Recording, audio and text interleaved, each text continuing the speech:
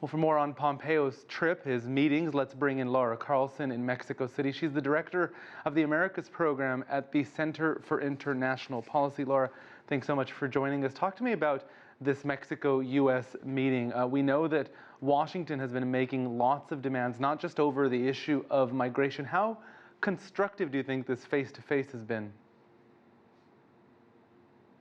Well, it was a very brief meeting, and according to the State Department, they discussed immigration and also the upcoming new negotiation on the North American Free Trade Agreement, now called the USMCA, the U.S.-Mexico-Canada Agreement. There wasn't much said about the results of the agreement, but the Mexican government is saying, and this is a big deal here, that the issue of making Mexico a safe third country is off the table. It's been clear for a while now that the Trump administration believes that the Mexican government is so-called doing its part to stop Central American refugees from coming to the U.S. border.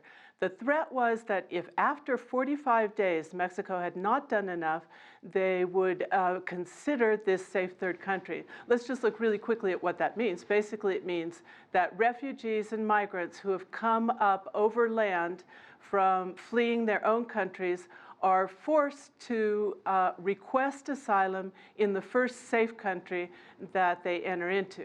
So in this case, this would be Mexico for Guatemalans, and it'd actually be Guatemala for Hondurans and Salvadorans for the most part. This would be a disaster for Mexico because it does not have the capacity to receive and to process at this point these thousands of Central Americans who are looking to request asylum in the United States because that's where they have family and that's where they feel the safest. And Laura, we know that one of the other countries suggested for the safe third country was Guatemala, which quickly, at least publicly, rejected that. How is all of this being viewed there in Central America? Guatemala did reject it, and in fact, the Constitutional Court blocked it, any attempt by President Morales from negotiating this type of agreement. And they're saying basically, look, our people are fleeing this country. How are you going to make us receive these other people? And also, this is not fair. The United States has to deal with its immigration system and with its international obligation to receive refugees. There's no precedent for a safe third country agreement being used unilaterally by a country to block refugees from coming into its country simply because it has anti-immigrant policies.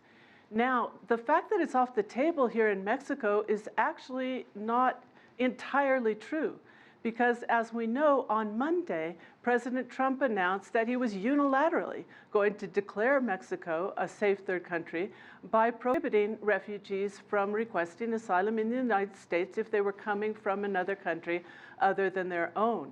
It's very likely that the courts will not accept this decision on his part, but what we see is this gradual hardening and this serious arm twisting against the Mexican government and the other Central American governments on the issue of immigration.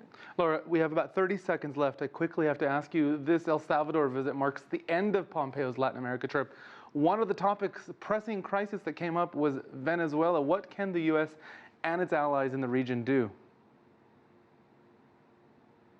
U.S. policies have failed in terms of pushing Maduro out, so they're looking to strengthen relationships with their allies and still refusing or underestimating the possibility of a diplomatic solution. So there's still a hard line there, and they're just looking to line up their allies to continue to provide a solution to the Venezuelan crisis. Laura Carlsen, insightful as always. Thank you.